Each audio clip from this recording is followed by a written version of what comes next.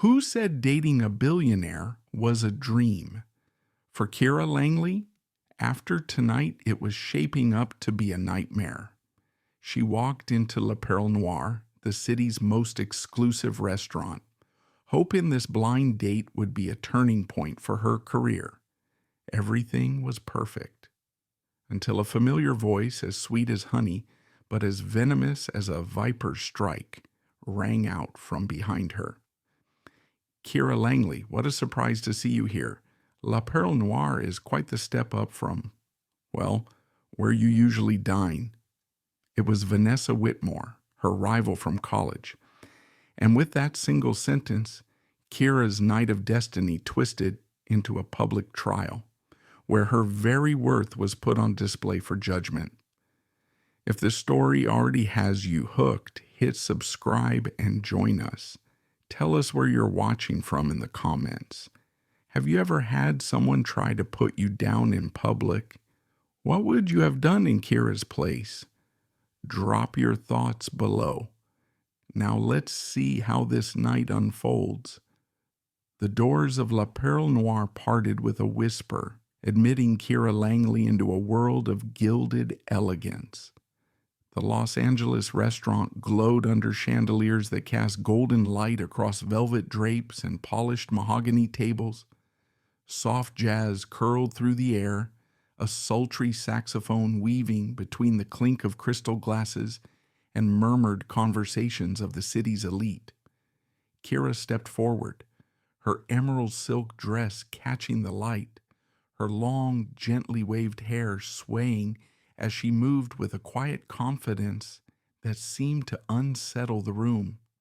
She was here for a blind date with JP, a potential investor for her tech startup, a venture that empowered nonprofits with data analytics. The anticipation thrummed in her chest, but so did a familiar wariness. She knew spaces like this weren't always welcoming to someone like her. A hostess in a crisp black uniform greeted her with a practiced smile that didn't quite reach her eyes. "Reservation?" she asked. Her tone clipped, as if Kira's presence demanded justification. "Under Langley," Kira replied, her voice steady, pulling up the confirmation on her phone. The hostess glanced at the screen, then back at Kira, her brow furrowing, as if the name didn't belong in this sanctum of wealth. With a reluctant nod, she led Kira to a prime table near the center, one with a view of the glittering city skyline beyond the floor-to-ceiling windows.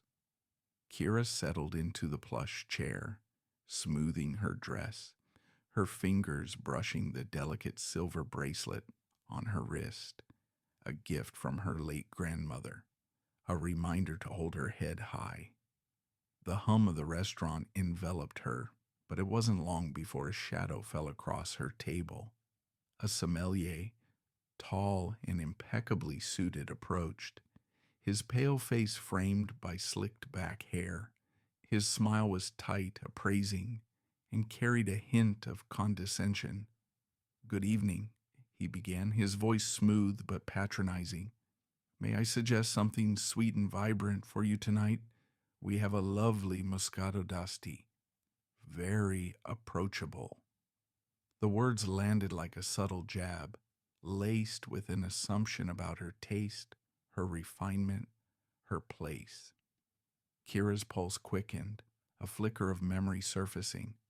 College parties where she'd been offered easy drinks, while others were handed martinis, as if her palate couldn't handle complexity.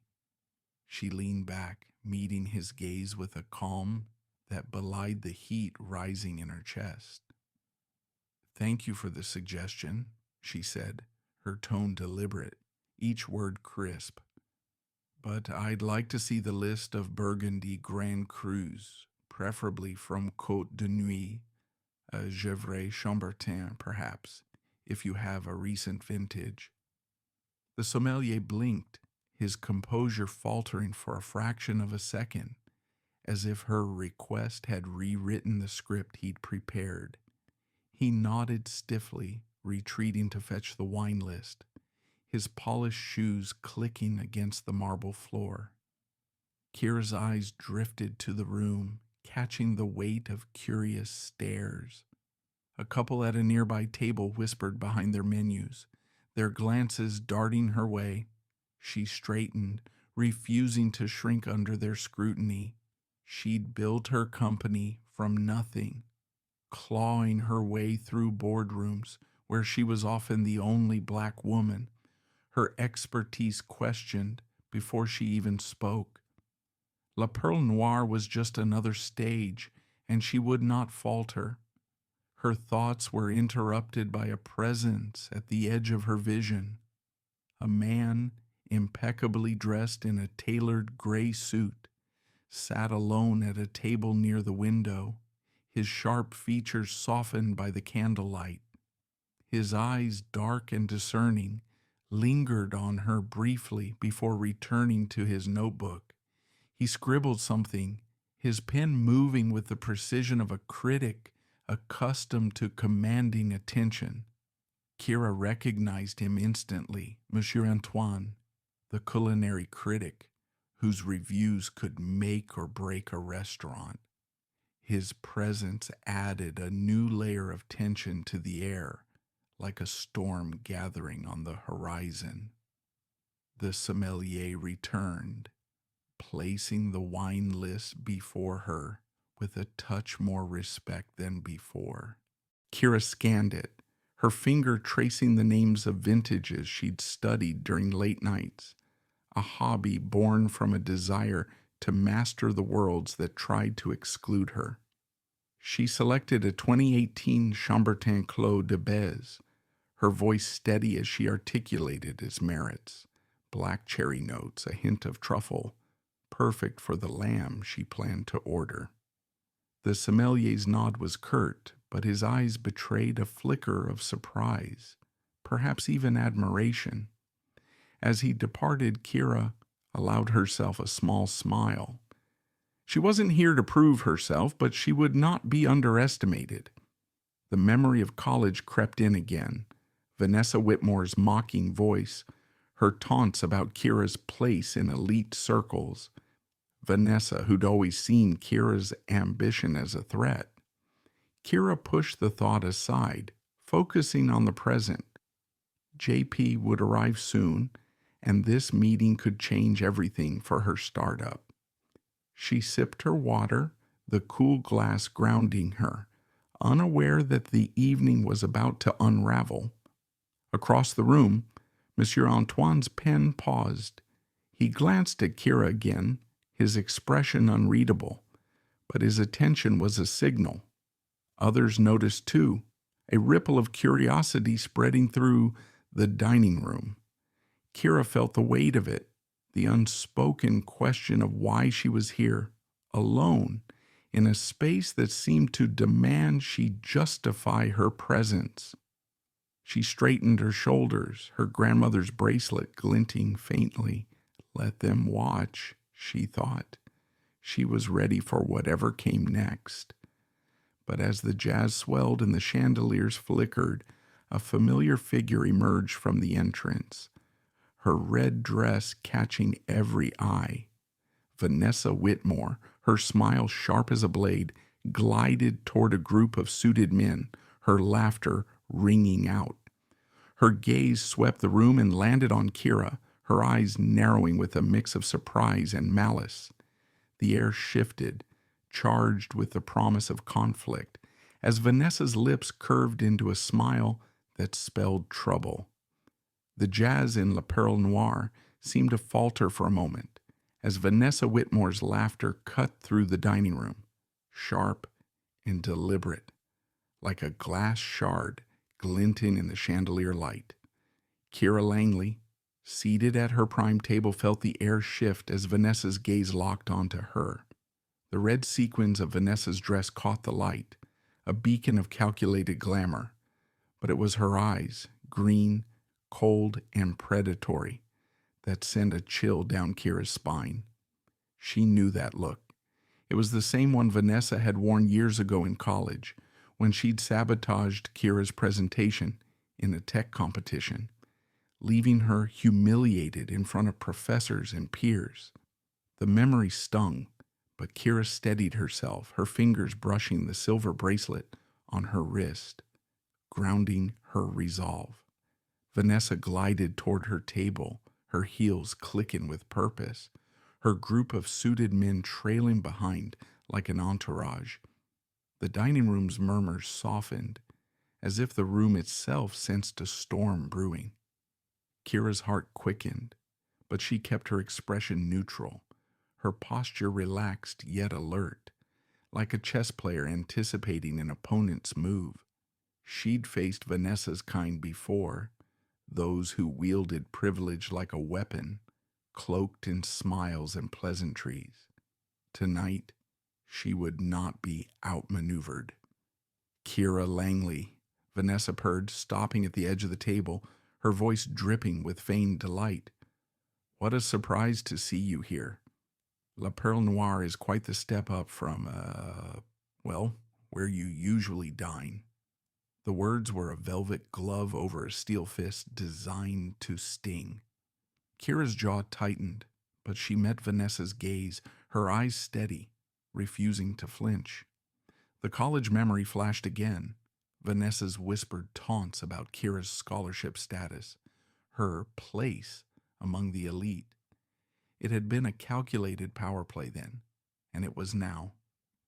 I'm here for business, Kira replied, her tone calm but edged with steel. And I'm exactly where I belong.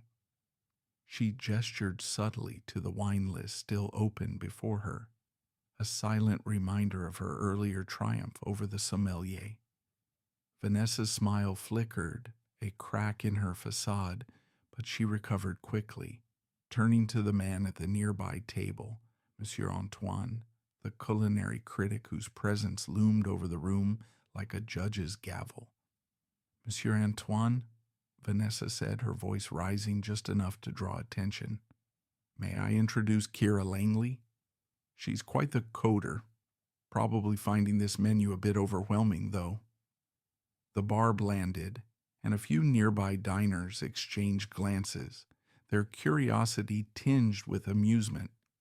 Antoine's sharp eyes flicked to Kira, assessing, his pen pausing over his notebook. Kira felt the weight of his scrutiny, the unspoken assumption that she was out of her depth in this gilded world. I'm managing just fine, Kira said, her voice clear, cutting through the hum of the room. She lifted the wine list, her finger resting on the Chambertin Clos de Baise she'd chosen. In fact, I was just discussing the 2018 vintage with the sommelier. It pairs beautifully with lamb. Don't you think, Monsieur Antoine? The critic's brow arched slightly, a spark of interest breaking through his stern demeanor. Vanessa's smile tightened, her plan to embarrass Kira faltering under the weight of Kira's poise. But Vanessa was not one to retreat. She leaned closer, her diamond earring glinting as she adjusted her posture, her movements deliberate. Oh, Kira, you always were so ambitious, she said, her tone laced with condescension. It's inspiring, really, to see you trying to fit in. As she spoke, her hand brushed the edge of Kira's table, a subtle motion that went unnoticed by most. The earring, a family heirloom she'd flaunted moments earlier, slipped from her ear and fell silently to the floor, nestling near Kira's chair. The act was so smooth, so practiced, that even Kira missed it, her attention fixed on Vanessa's words. Vanessa straightened, her smile now a weapon. Well, enjoy your evening, she said, turning to rejoin her group, her heels clicking a triumphant retreat. But the seed had been planted, and Kira felt a prickle of unease. She knew Vanessa too well. Every move was calculated, every word a step in a larger game. The college competition hadn't just been a loss, it had been a lesson. Vanessa had spread rumors about Kira's work, costing her a scholarship opportunity. The sting of that betrayal lingered, fueling Kira's determination to stay sharp tonight. She glanced at Monsieur Antoine, who was now scribbling in his notebook, his expression unreadable. The other diners had returned to their conversations, but their glances lingered on Kira, a mix of curiosity and judgment. She was the outlier here, the black woman in a sea of privilege, and Vanessa had just ensured the spotlight burned brighter. Kira's fingers tightened around her glass, the cool surface anchoring her. She wouldn't let Vanessa's games unravel her. This meeting with JP was too important. Her startup's future and the communities it served depended on it. Across the room, Vanessa settled at her table, her laughter ringing out again, but her eyes darted back to Kira, watching, waiting. The earring lay hidden on the floor, a ticking bomb in her carefully laid trap. Kira, unaware, sipped her water, her mind racing. She couldn't shake the feeling that the evening was about to take a darker turn. The jazz played on, but its melody now carried an undercurrent of menace, as if the room itself were holding its breath for what came next. The jazz in Perle Noire took on a jagged edge, its notes slicing through the air as the dining room's elegance began to feel like a gilded cage. Kira Langley sat poised at her table, the aftertaste of Vanessa Whitmore's venomous greeting lingering like bitter wine. The memory of college, of Vanessa's calculated sabotage that had cost Kira a scholarship, clawed at her, but she pushed it down, focusing on the stakes of tonight's meeting with JP. Her startup, a lifeline for nonprofits, depended on this. She adjusted her silver bracelet, a talisman of resilience, and scanned the wine list again, determined to hold her ground in this sea of sidelong glances. The murmur of the restaurant shifted abruptly, pierced by a sharp gasp from Vanessa's table across the room. "My earring," Vanessa's voice rang out, theatrical and shrill, cutting through the clink of cutlery. "It's gone, my grandmother's diamond heirloom." Heads turned, conversation stilled, and the room's attention swiveled to her. Vanessa stood, her red dress a beacon of drama, her hand pressed to her ear as if discovering the loss for the first time. Her green eyes flicked toward Kira, a predator zeroing in on prey, and Kira's stomach tightened. She knew this script. Vanessa had played it before, turning whispers into accusations to undermine her. "It was just here," Vanessa continued, her voice trembling with feigned distress as she gestured toward her group of suited men who began searching their table with exaggerated concern.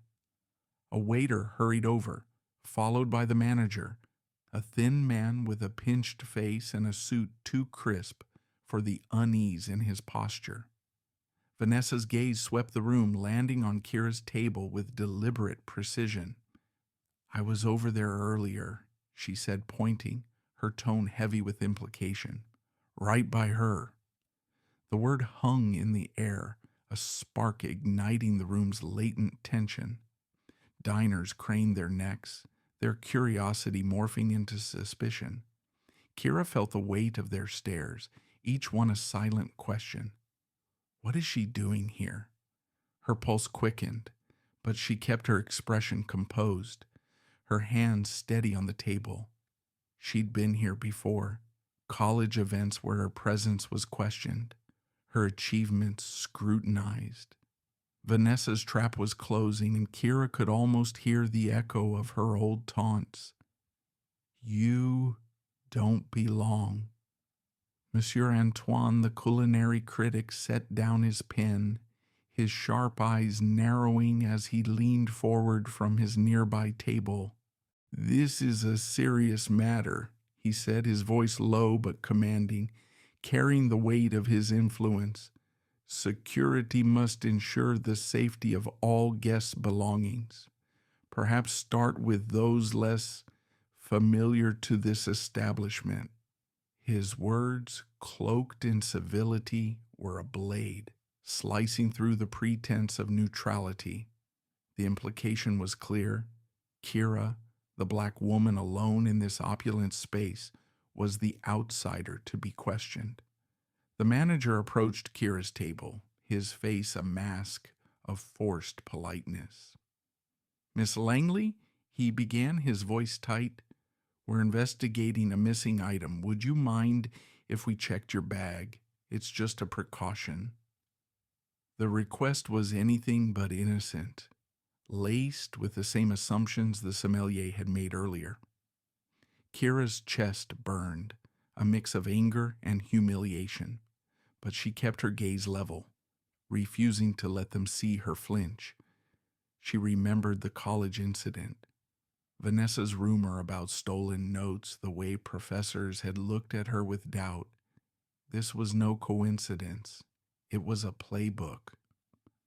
"I'm not sure why my bag is relevant," Kira said, her voice clear, cutting through the room's hush. "I haven't left my seat since I arrived." She leaned forward slightly, her eyes locking with the manager's. "But if you're searching everyone who was near Miss Whitmore, I'm happy to cooperate, after you check her table first." The challenge hung in the air, and a murmur rippled through the diners. Vanessa's face twitched, a flicker of unease breaking her performance. The manager hesitated, glancing at Vanessa, then back at Kira. "It's a simple request," he pressed, his tone hardening, "or we can escort you out to avoid further disruption." The threat landed like a blow, and Kira's mind raced. She could feel the room closing in, the weight of every stare, every whispered judgment. Her grandmother's voice echoed in her mind. "Never let them make you small." She straightened, her resolve hardening. "I won't be searched like a thief," she said, her voice steady but fierce. "If you want me to leave, you'll need to explain why I'm being singled out." A tense silence followed, broken only by the soft clink of a glass somewhere in the room. Vanessa seized the moment, stepping forward, her voice dripping with false concern. "Kira, no one's accusing you yet, but it was near your table. Let's just clear this up." Her smile was a dagger, and Kira saw the college version of Vanessa in her eyes, the one who'd reveled in her downfall. Monsieur Antoine cleared his throat, his presence amplifying the tension. "The reputation of La Perle Noire is at stake," he said, his tone icy. "Resolve this discreetly, or it will reflect poorly on your establishment." The manager nodded, gesturing to a security guard who approached Kira's table, his hand hovering near his radio. Kira's heart pounded, but she stood, her movements deliberate, her head high. She would leave on her terms, not theirs. As she gathered her purse, the air shifted again, a subtle ripple she couldn't place. From the corner of her eye, she noticed a figure in the shadows, a man in a simple blazer watching silently from a corner table. His gaze was steady, unreadable, but it carried a weight that made her pause. The room held its breath, poised on the edge of chaos, as Vanessa's trap tightened and Kira braced for the fight she knew was coming. The air in La Perle Noire crackled with tension, the soft jazz now a distant hum beneath the weight of accusation. Kira Langley stood at her table, her purse in hand, her posture unyielding despite the security guard looming nearby. The manager's ultimatum, submit to a search or be escorted out, hung like a guillotine, and the dining room's eyes bored into her, a chorus of silent judgment. Vanessa Whitmore across the room, watched with a smug curve to her lips, her red dress a stark contrast to the pale faces around her. Kira's heart thundered, but her grandmother's voice echoed in her mind. Never let them make you small. She would walk out, head high, but on her terms, not as a thief, not as an outsider. As the guard stepped closer, his hand brushing his radio, a voice cut through the stifling air, calm but commanding. "Excuse me." The words came from the shadows, low and deliberate, drawing every eye. A man rose from a corner table, his movements unhurried, his simple gray blazer and white shirt at odds with the ostentatious wealth of the room. He held something small between his fingers, glinting under the chandelier light, a diamond earring, Vanessa's supposed heirloom. "I believe this belongs to you, Miss Whitmore," he said, his tone even but laced with an edge that silenced the room. "It fell when you brushed against that table earlier." Kira froze, her breath catching as the man's eyes met hers. They were green-gray, sharp with intelligence, and carried a quiet intensity that seemed to see through the chaos. The dining room held its breath, the jazz fading to a whisper as Vanessa's composure faltered, her smile slipping like a mask. "I don't understand," she stammered, her voice losing its theatrical polish. The manager blinked, caught off guard, and the security guard paused, uncertain. The man stepped forward, his presence shifting the room's gravity. "I saw it happen," he continued, his voice steady, each word a precise incision. "You were at Miss Langley's table and your earring fell. No need to search anyone." He held the earring out, his gaze flicking to Vanessa, who stood rooted, her face a mix of shock and calculation. Kira's mind raced, piecing together the moment. Vanessa's calculated brush against her table, the deliberate trap now unraveling. The college memory surged again. Vanessa's lies about stolen notes, the way she'd turned a room against her. This was no accident. Monsieur Antoine, the critic, leaned forward, his pen still, his sharp eyes darting between the man and Vanessa. "This is highly irregular," he said, his tone clipped, but there was a flicker of doubt in his expression, as if the script he'd followed was crumbling.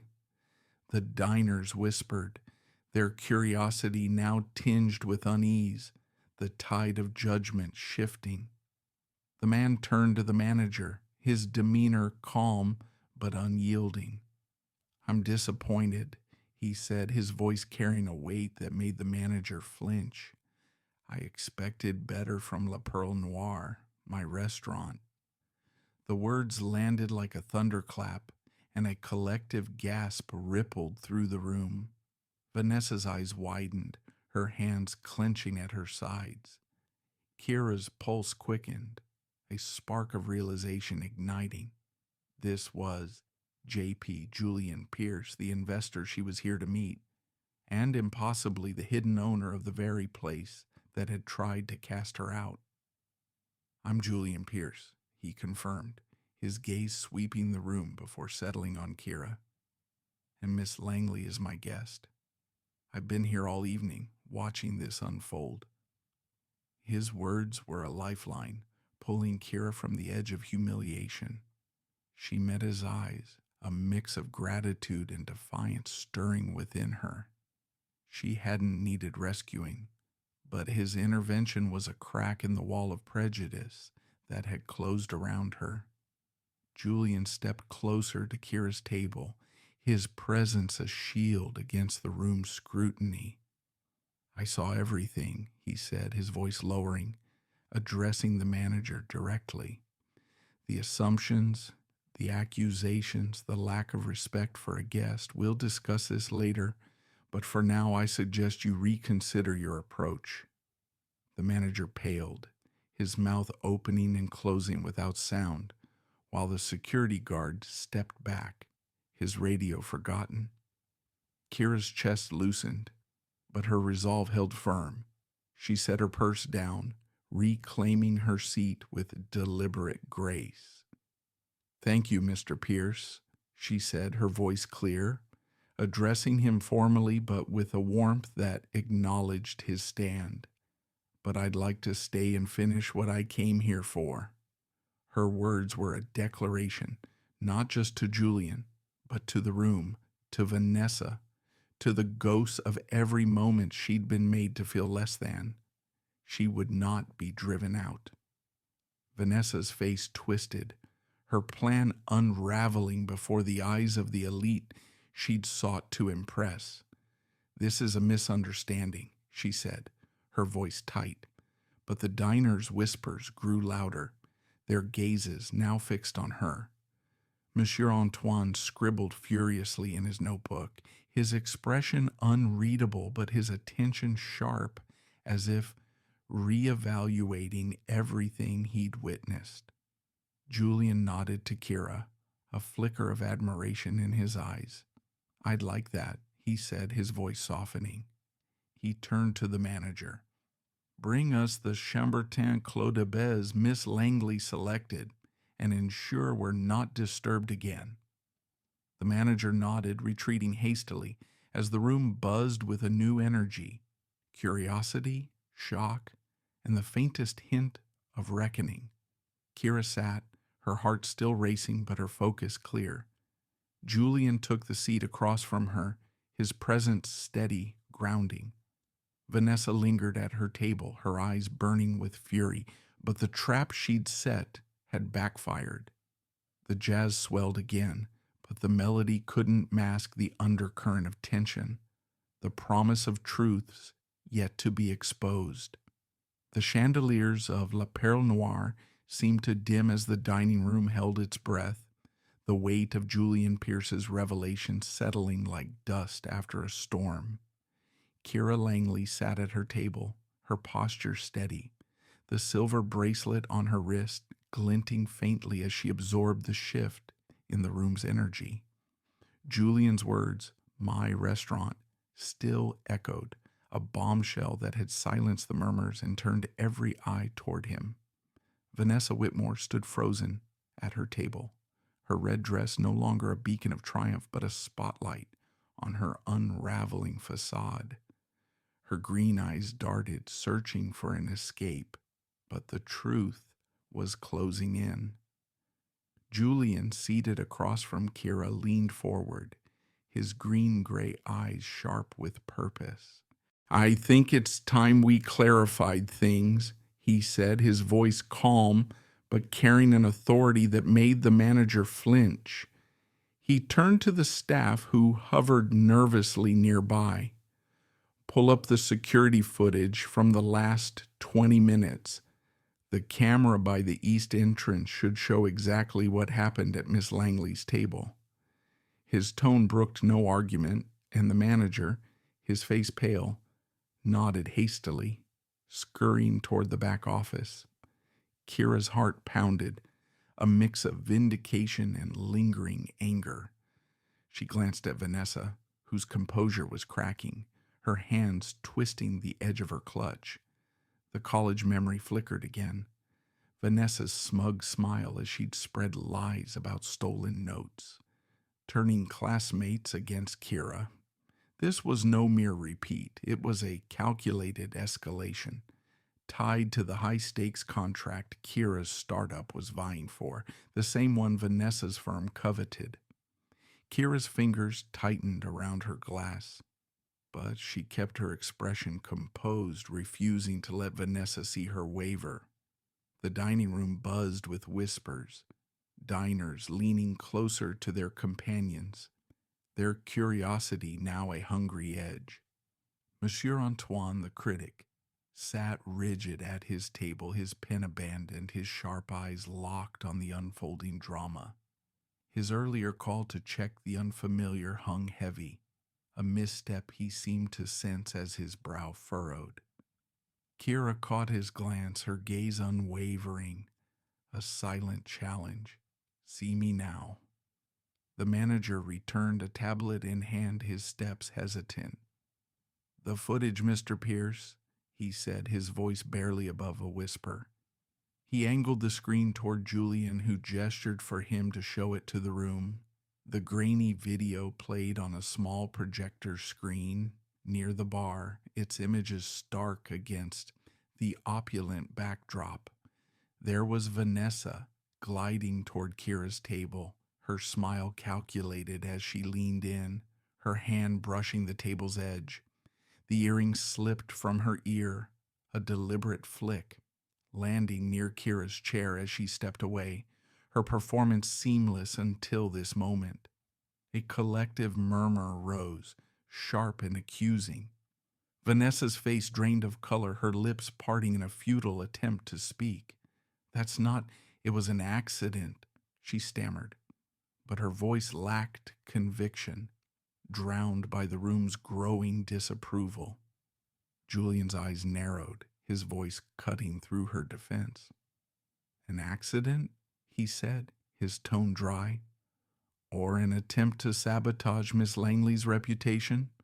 I know about your firm's bid for the same contract my fund is considering. You thought discrediting her would tilt the scales."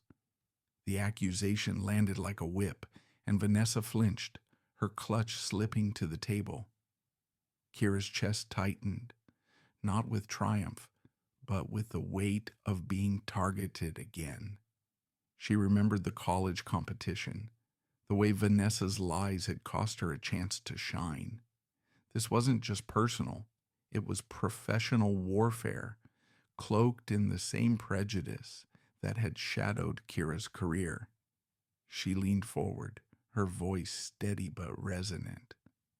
"I faced this before," she said, addressing Vanessa, but loud enough for the room to hear. "You don't get to rewrite who I am." The diners shifted, some nodding, others averting their eyes, the weight of their earlier assumptions exposed. Monsieur Antoine's fingers twitched, as if itching to write, but his gaze remained fixed on Kira, a flicker of respect breaking through his stern facade. The manager stammered an apology, but Julian raised a hand, silencing him. "This isn't just about an earring," he said, his voice low but firm. "It's about how you treated a guest based on assumptions. That stops now." Kira met Julian's eyes, a spark of gratitude mingling with her resolve.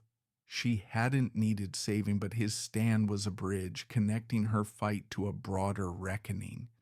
She turned to Vanessa, who stood isolated, her entourage now silent. "You miscalculated," Kira said, her tone even but piercing. "I'm not the one who doesn't belong here." The words were a quiet thunder, reverberating through the room, and Vanessa's shoulders slumped, her defeat palpable. Monsieur Antoine cleared his throat, his voice softer now, almost chastened. "I may have spoken too hastily," he admitted, his eyes meeting Kira's for a fleeting moment. "This establishment has lessons to learn." The admission, though grudging, was a crack in his armor, a signal of change that Kira noted but didn't dwell on. Her focus was forward, on the meeting with Julian, on the future of her startup. Julian gestured to the waiter, who hurried over with the Chambertin Clos de Baies Kira had chosen. "Let's continue our discussion," he said to her, his voice warm, a subtle invitation to reclaim the evening. Kira nodded, her resolve unshaken, but the air still crackled with unfinished business. Vanessa, now a pariah in the room's eyes, gathered her things, her exit looming. The jazz swelled, but it couldn't mask the truth laid bare, nor the promise of justice that hung in the air, waiting to be fulfilled.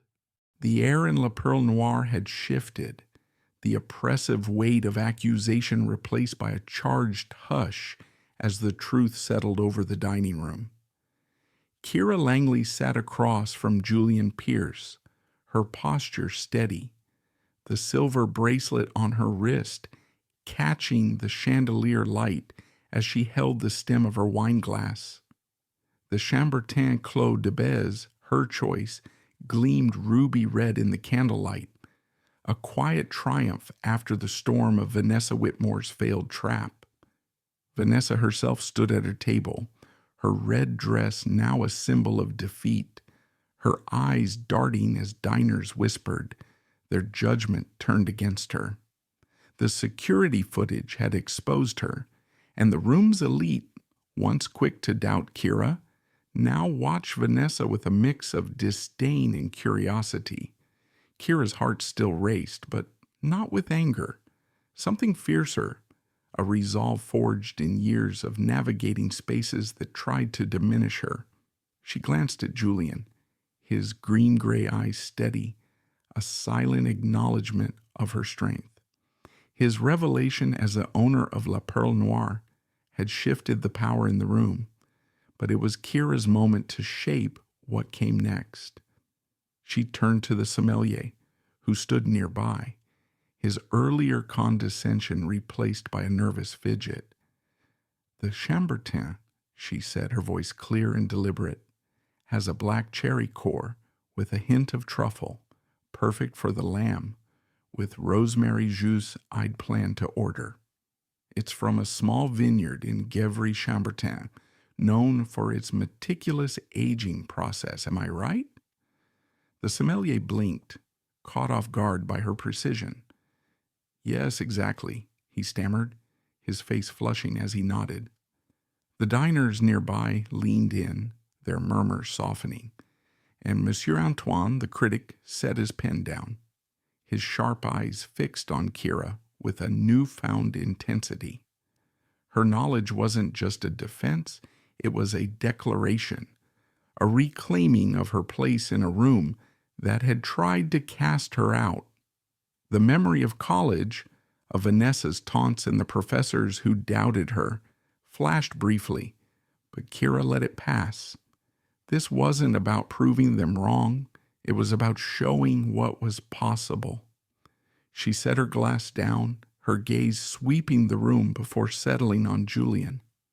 "Firing him won't fix this," she said, her voice low but resonant, addressing the sommelier but speaking to the broader issue. "Nor will kicking her out." She nodded toward Vanessa, who flinched, her clutch gripped tightly. "The problem isn't one person, it's the assumptions baked into places like this. You want to make La Perle Noire better? Invest in change. Fund training programs for young people of color in high-end service industries. Teach them the wine list, the etiquette, the confidence to stand in rooms like this without being questioned." The room stilled, the jazz fading to a faint hum as her words hung in the air. Julian leaned back, a spark of admiration in his eyes. "That's a bold proposal," he said, his voice warm but serious. "And a good one. I'll commit a percentage of the restaurant's profits to that cause, starting next quarter." He paused, his gaze softening. "I'd like you to help oversee it, Kira. Your vision could shape something meaningful." Kira's breath caught, not at the offer, but at the sincerity behind it. She nodded, a small smile breaking through her composure. "I'd like that," she said, her voice steady. The moment felt like a bridge, not just between her and Julian, but toward a future where spaces like this could change. She glanced at Monsieur Antoine, who was scribbling furiously now, his earlier doubt replaced by a quiet intensity. "Miss Langley," he said, his voice softer than before, "your knowledge is remarkable. I misjudged you, and for that I apologize." The admission was grudging but genuine, a crack in his formidable armor that drew murmurs from the diners. Vanessa, sensing the room's tide fully turned, gathered her things, her movements jerky, her face a mask of barely concealed panic. "This is ridiculous," she muttered, but her voice lacked conviction, and her entourage avoided her eyes as she moved toward the exit. Kira watched her go, not with triumph, but with a quiet resolve. Vanessa's actions had been personal, rooted in a college rivalry that had festered into professional sabotage. But Kira wouldn't let that define her. She'd risen above it before, and she would again. Julian leaned closer, his voice dropping to a confidential tone. "I saw something like this once," he said, his eyes distant for a moment. "My mother, a teacher, fought for her students, kids of color who were dismissed by the system. It changed how I see places like this." The confession was unexpected, a glimpse into the man behind the billionaire facade, and Kira felt a spark of connection, a shared understanding of fighting unseen battles.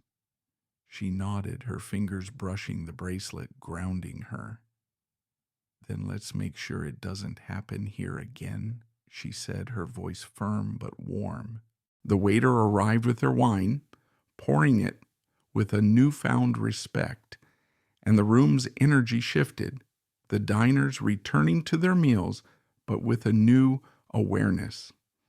Monsieur Antoine stood, nodding to Kira before heading toward the bar, his notebook tucked away, as if planning his next move. Kira lifted her glass, meeting Julian's eyes over the rim. "To new beginnings," she said, a quiet challenge in her tone. He smiled, clinking his glass against hers. "To change," he replied. The jazz swelled again, its melody softer now, but the evening wasn't over.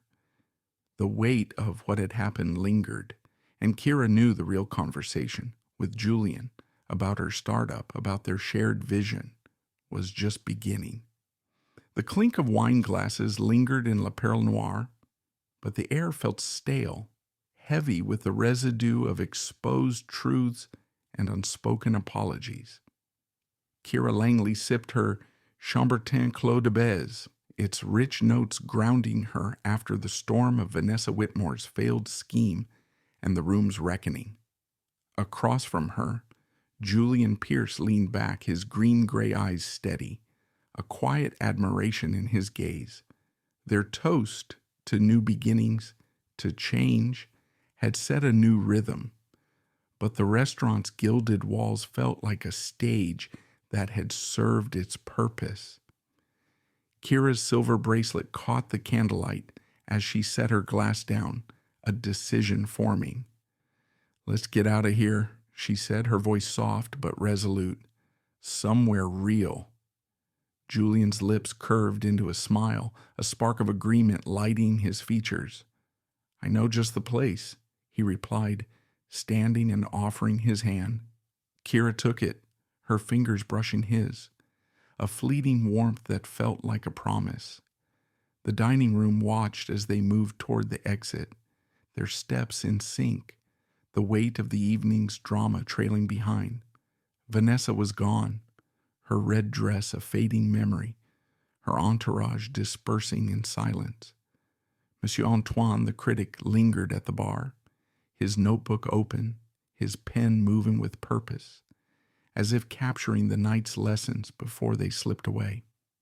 Outside, the Los Angeles night was crisp, the city's lights a vibrant contrast to La Perle Noire's opulence. Kira led Julian to a small Vietnamese diner a few blocks away, its neon sign flickering with the word "Pho." The place was a haven from her college days, where the owners had welcomed her without question, their warmth a shield against the world's judgments. Inside, the air smelled of star anise and lemongrass, the hum of conversation mingling with the clatter of bowls. Kira slid into a worn booth, her emerald dress a touch out of place, but her ease unmistakable. Julian followed, his blazer draped over the seat, his presence unassuming yet magnetic. The waiter, a young man with a quick smile, took their order, pho bo for Kira, the same for Julian after a moment's hesitation.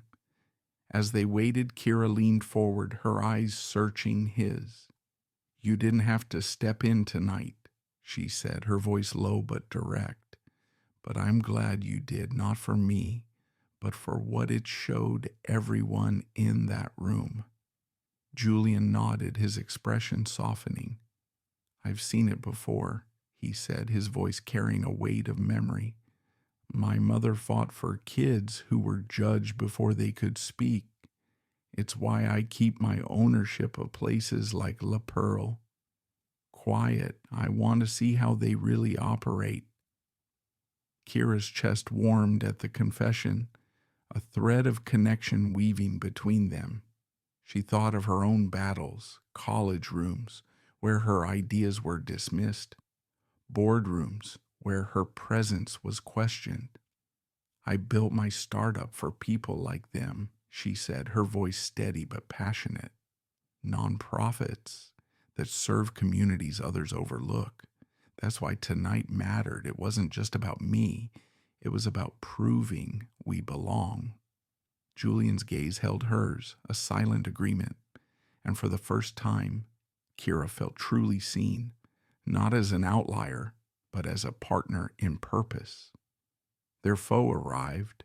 Steaming bowls of broth and noodles and the simplicity of the meal grounded their conversation. Julian shared his frustration with the shallow world of venture capital, where money often trumped impact. Kira spoke of her grandmother, whose resilience had shaped her, and the communities her startup aimed to uplift.